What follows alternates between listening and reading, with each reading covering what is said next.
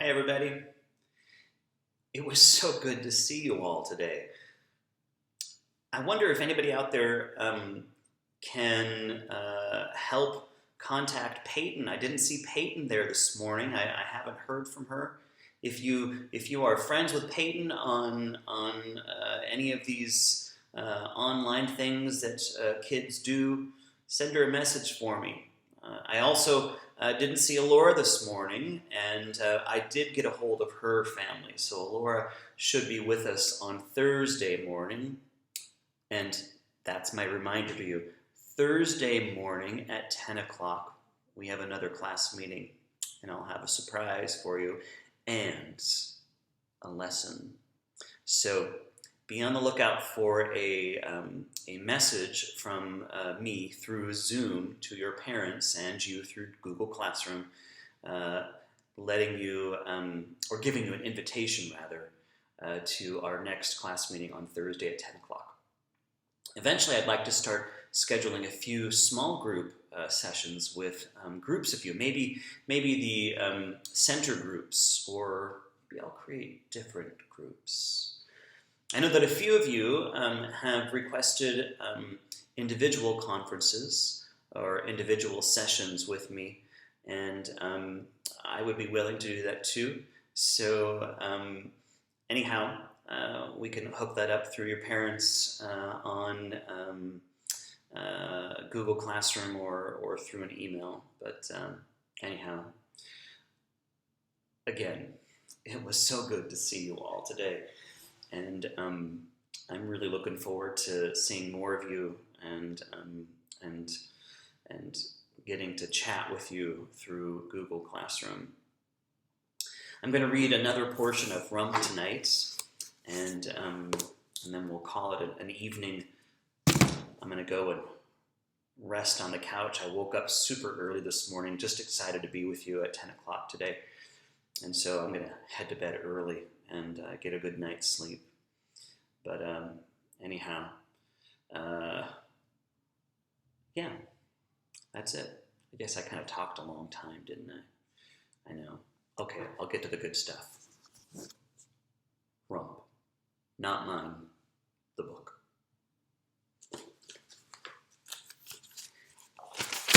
Chapter 30.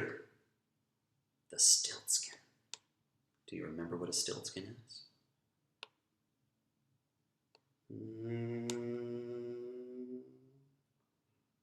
Okay. All right. Just thought I'd ask. Here we go. Because Frederick and Bruno were soldiers and something like nobility, they were able to get a carriage with horses from the stables. "Better if we're quick," said Frederick. "I'll send a message to Father and tell him you're having a hard time." Bruno snorted. Frederick found a gnome and gave him the message, and then we left. When I had nothing with me, the journey to the troll's forest had taken half a day. He was so slow. But with the carriage, we were there within a half hour. Bruno whipped the horses so they went faster, and we bounced along the road. Archie woke with the whips and the roar of the carriage and started to wail. I tried to rock him and shush him, but he was awkward in my arms, and he only cried louder. "Where is this place?" Bruno yelled over the baby's wails. "You said it was just beyond the gates." Bruno looked through the trees as if a wolf might jump out from them at any moment. "Slow down, just a bit farther." And we came to the bend in the road that I recognized. "Stop!" I told him, and Archie quieted as the carriage became still. We stepped down, and I walked off the road. "It's through here," I said, pointing into the blackness of the trees. Frederick and Bruno halted at the edge of the road. "In there?" they asked at the same time. Frederick's voice cracked. "Well, I had to hide the gold in a place where no one else would find it." And I walked into the trees. A few moments later, I heard their footsteps behind me. We walked slowly and quietly until we came to the apple tree. Its branches bowed, heavy with the weight of poisoned fruit. I really hoped Bork was still trying to catch a pet. even though he already had nothing. Gently, as I sat the baby down on the ground, "Wait here," I said, and approached the tree. There was very little light to see by, but I searched around the tree until I saw it. The snare. And very carefully, I placed my foot into the trap. Snap, shwip, shunk! The rope yanked me off the ground, and I screamed louder than necessary to attract the trolls. Frederick's and Bruno's jaws dropped. A few moments later, rustling came from the brush behind me, and the first of the trolls appeared, ugly and smelly as ever.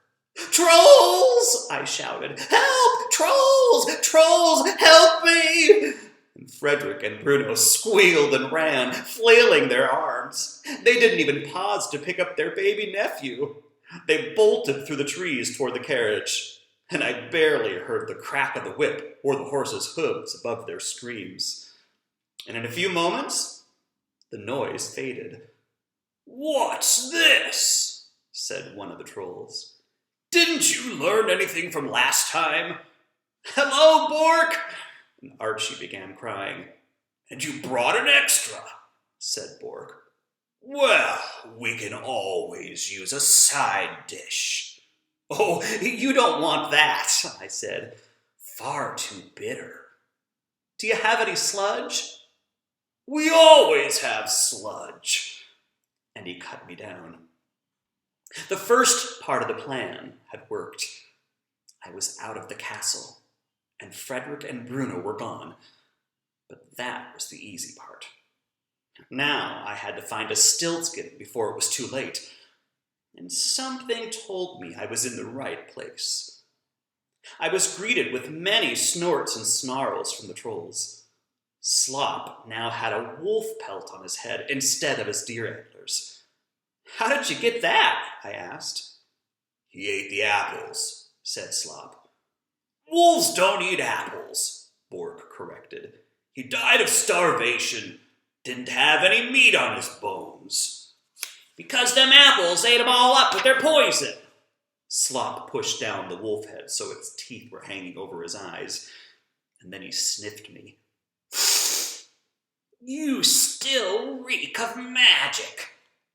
And I wanted to tell him he reeked of troll, but I didn't. Maud hugged me when she saw me, which was comforting despite the smell. "What is this?" she said, pointing to Archie in the basket. That's Archie," I said without explanation.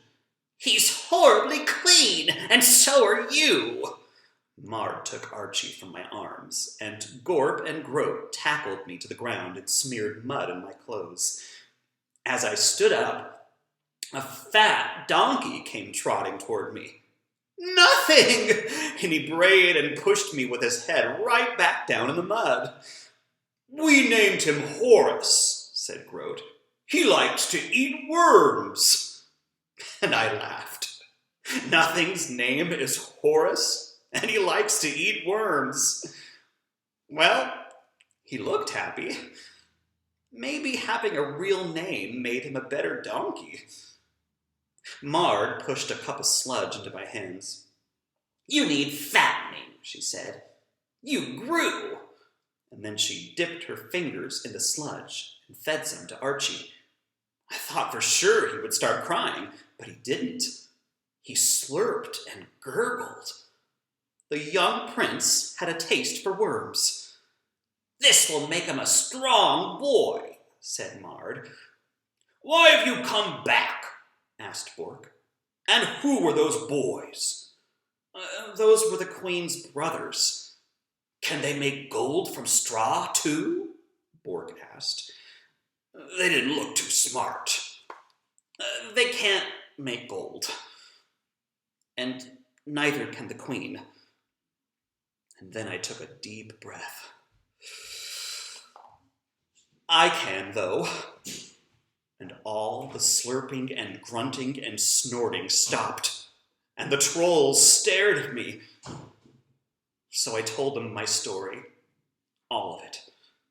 The spinning, My mother, my name, and how I had come to gain Archie.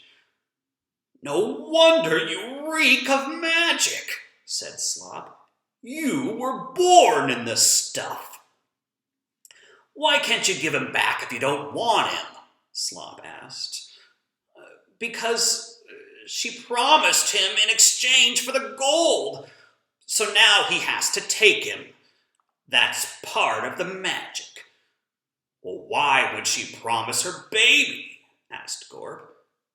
I don't know. Humans do a lot of things that make no sense. And all the trolls grunted in agreement and raised their cups. Archie started to cry, and Mard bounced and rocked him. Too clean, poor thing. And she took handfuls of mud and slathered it on his face so he looked like a piglet in a mud puddle. I thought for sure he'd go into hysterics, but instead he stopped crying and drifted off in Mard's arms as she rocked him. Watching this, I felt a pang in my chest. A baby should have a mother, and a mother should have her baby. That is, if destiny works out the way it's supposed to. I needed to find a way to give Archie back to Opal. That's why I had come here. I have something to show you, said Bork. What is it? Something I discovered a little while ago. Let's go to the tree. And we'll stop right there on page 239. Baxter, if you're listening, babies don't like mud. Don't do that. Don't do it, Baxter. It's not good. Okay. All right, boys and girls, brush your teeth for 5 minutes. 10 for you, Juniper. All right, 5 minutes will do. Wash your hands and your face. Get your jammies on. And if you're like me, don't sleep in your socks. It makes me too warm. No socks. All of you, no socks. Nobody. All right, some of you might have those footy jammies. Cut the feet off. Yeah. I'm telling you, it's not good for you. It's all sweaty and gross. Ugh, ugh, ugh. All right. Good night. Auf Wiedersehen. Good night. Good night. Good. Do it with me. Good night. All right. All right. So you didn't do it. Hurts my feelings. All right.